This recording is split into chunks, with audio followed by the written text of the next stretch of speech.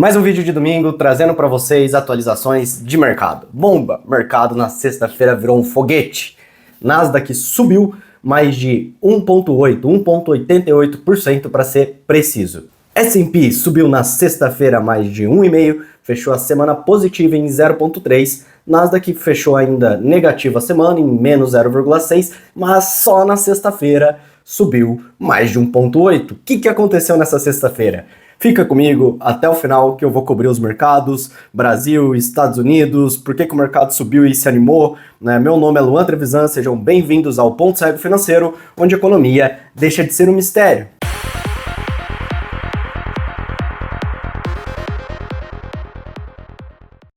Então na sexta-feira os mercados... Esta cachaça, todo mundo ficou feliz no final de semana. Todo mundo curtiu a sexta-feira. Principalmente quem investe ou trabalha no mercado financeiro. O mercado financeiro que tem uns termos que... coisa chata. Jerome Powell, presidente do Banco Central norte-americano, teve uma política mais dovish. O que é dovish? Tradução. Dovish igual a cachaça.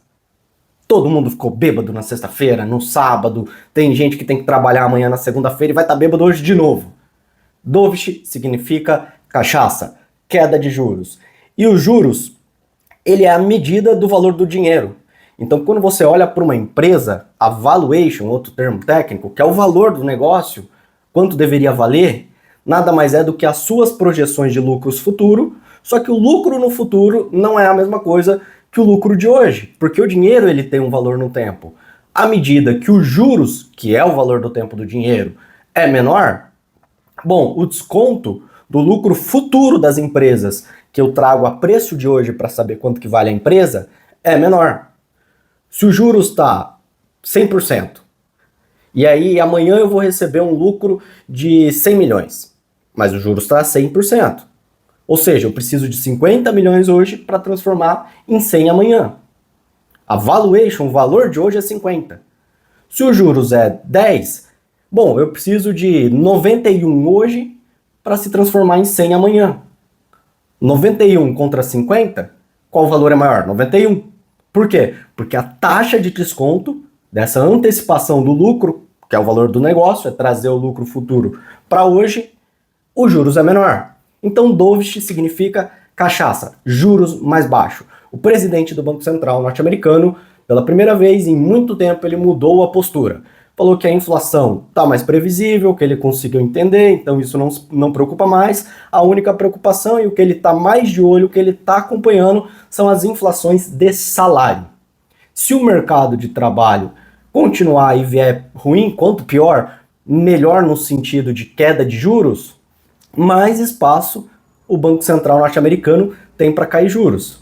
Apostas passaram de 80% e aí foi caindo com o passar do tempo, mas na sexta-feira a probabilidade saiu acho que de 65%, se não me falha a memória, para mais de 80%. Com isso, Bitcoin subiu na sexta, Nasdaq, bom, basicamente qualquer mercado, principalmente o Russell Index, que nada mais é do que um índice de empresas menores, não as maiores Big Techs. Subiu mais de 3%, quase 4%, 3,86%. O índice do medo, o VIX, que é a medida da volatilidade, do quanto os preços oscilam no mercado, VIX nada mais é do que uma medida de volatilidade, de oscilação de preço. Quando os preços estão muito oscilantes, você tem muita incerteza. Então o VIX é alto, por isso que é índice do medo. Quando ocorre uma guerra, pandemia, confusão, a volatilidade aumenta e esse índice dispara. Bom, o VIX teve uma paz na sexta-feira. Chegou a cair mais de 14%. A galera tá sem medo, tá todo mundo indo pra festa. A semana foi maravilhosa. Jerome Powell deve cair juros. Isso abre espaço para muita coisa. Inclusive aqui no Brasil, a inflação foi mais amena. Uma inflação mais amena, Estados Unidos, que é o preço, é o ativo livre de risco, é a economia mais segura para você conceder seu suado dinheirinho. Bom, se os Estados Unidos é mais seguro e paga 20, eu, Brasil, que sou mais arriscado, vou pagar um valor maior de juros do que 20. Vou pagar 20 mais 100, enfim. Ou seja, se o mais seguro tem redução de juros, poxa, talvez aqui abra espaço para queda de Selic também. Muito provavelmente, se a gente olhar geopolítica, a postura do governo, dívida PIB do Brasil, era para a bolsa estar despencando. Tudo que a gente tem de notícia nos últimos meses do Brasil é negativo. Então, por que o mercado está animado, mesmo com a confusão da tarifa, mesmo o Lula endurecendo o discurso contra o Trump, etc e tal, mesmo esse discurso tendo aumentado um pouco a popularidade do atual presidente, por que o mercado está mais animado? Porque a inflação aqui veio tranquila, então a bolsa na sexta-feira aqui subiu também, inflação mais tranquila. E norte-americano, Estados Unidos caindo juros, poxa, talvez tenha espaço para queda da Selic. Dólar. Bom, o dólar tá barato pra caramba, se bem que tivemos saídas recorde, com exceção da pandemia, de capital do Brasil. Nada novo, o discurso do Lula de que se não quer regulação, se não quer tributo, saia do Brasil. Sim, a galera tá saindo. E o investimento externo direto, o investimento do gringo em mercados, ele também tá saindo, porque a gente tá peitando a maior economia do mundo. Então o dólar subir 0,5% na semana é nada. Está muito barato. O que está contendo a alta do dólar é o Banco Central vendendo as reservas. Isso ainda não é um problema, temos bastante reserva, mas à medida que essas reservas diminuam, do nada a galera pode ficar com medo, pode acelerar a fuga de capital, pode causar um ataque especulativo ao real e aí tem chance de se disparar. Estamos longe disso. Mas é uma preocupação. O dólar deveria flutuar livremente e não com intervenção do governo. Ele está queimando a reserva, quanto menos reserva, mais risco temos em nossos mercados. Luan, e a Europa? Água de salsicha. Não vou comentar, fica no lenga-lenga. Bom, a Europa é uma grande água de salsicha. Não fede nem cheira. Sobre geopolítica, eu cobri bastante temas aqui, principalmente Maduro, Venezuela, o que está acontecendo, o Trump está mandando tropas para o sul do Caribe, está mandando um submarino nuclear, mandou também 3 destroyers, mandando aeronave, 4.000 marines. Então, bom, isso pode aumentar as tensões geopolíticas, principalmente porque o Brasil tem um longo histórico de apoio à Venezuela. Mas, com exceção do secretário especial da presidência, Celso Amorim, o Brasil tá quieto nessa bagunça, pelo menos por enquanto. Colômbia e Bolívia prestaram apoio ao Maduro. Bom, esses comunistas estão com a popularidade lá embaixo, então não é um apoio sincero, porque não tem poderio bélico, mas é uma tentativa desesperada de nacionalismo para aumentar a popularidade do presidente. Lula pode tentar fazer isso, e aí, meu irmão, as coisas ficam ruins, bem péssimas para o Brasil. Além disso, bom, Estados Unidos está montando uma base militar na Tríplice Fronteira, perto do Brasil, perto da Argentina, especificamente no Paraguai. Aliás, Paraguai condenou Nicolás Maduro, tanto pela eleição fraudada, mas como também chefe de um cartel. E não sou eu falando, o filho do El Chapo, o próprio El Chapo, o DEA, que é o Departamento de Narcóticos dos Estados Unidos, ele afirmou que Maduro é sim chefe de um cartel e que tem relações com cartéis mexicanos. Então, essa ofensiva do Trump é contra terroristas. Ele está tentando colocar paz por meio de armas no sentido de combater quem comete crimes e quem lesa a pátria dos Estados Unidos, porque o uso de destrói o cara que está usando, ele não vai trabalhar. Além disso, se aumenta o custo de saúde, se aumenta o custo com segurança, porque começa a ter roubo, enfim. E ele está combatendo. Na visão do Trump, combater isso nos Estados Unidos é basicamente enxugar gelo. Você tem que matar na origem. E a origem, parte dessa origem, vem da Venezuela. Xandão. Bom, Xandão não bebeu na sexta-feira. Por quê? Porque o cartão dele não passa mais. Visa e Mastercard. Aí fizeram um cartãozinho especial da Elo. Eu lembro que eu usava durante meu tempo de universitário. Não sabia se era meu pai, o que tinha de sacanagem naquele banco. A caixa já é uma M.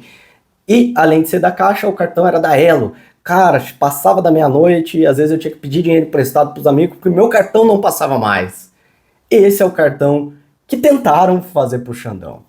E aí, cortaram o cartão da Elo também. A vida dele não tá fácil. Eu não vou comentar mais nada sobre esse tema porque eu posso ser cancelado e eu gosto da minha vida e da minha liberdade. Então é isso.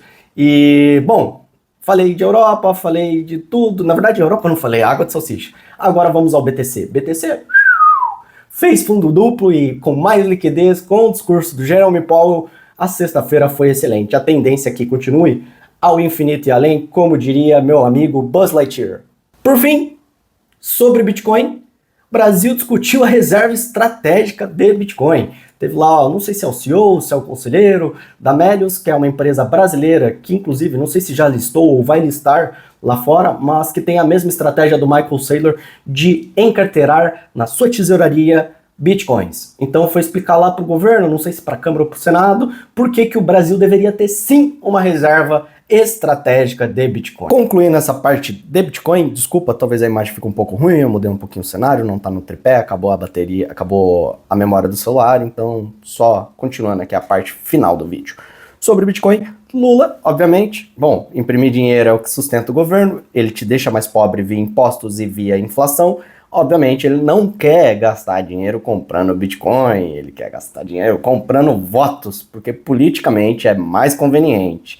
E o real, bom, nos últimos 10 anos chegou a bater ali 3,84, agora estamos falando de 5,44 cada dólar, ou seja, seu dinheiro perdeu valor. O real, ele tem uma volatilidade, mas é sempre para baixo. A cada ano que passa, ficamos mais pobres e nossa querida moedinha de banana vale menos. E o Bitcoin, bom, nos últimos 10 anos chegou ali a pouco menos, pouco mais de $1.000. Hoje estamos falando de uma moedinha da praia Bitcoin. Bom, estamos falando de $116 mil. Bitcoin valorizou 116 vezes, enquanto o real, nesse período, perdeu muito poder de compra. Então o Lula, que normalmente não estuda, quando ele fala de matemática é só bobagem, ele inventa número da cabeça, mas quando lhe convém, ele usa sim termos técnicos. Ele é contra a reserva de Bitcoin, que foi apresentada na Câmara ou no Senado pelo presidente, pelo CEO da Melius. Por quê? Bom, porque Bitcoin deixa o governo mais rico, deixa a dívida menor, e ele quer o contrário disso. Então ele usou o argumento de que não dá para ter uma reserva estratégica de um ativo que é volátil. Ele já afirmou que é contra a reserva estratégica de Bitcoin.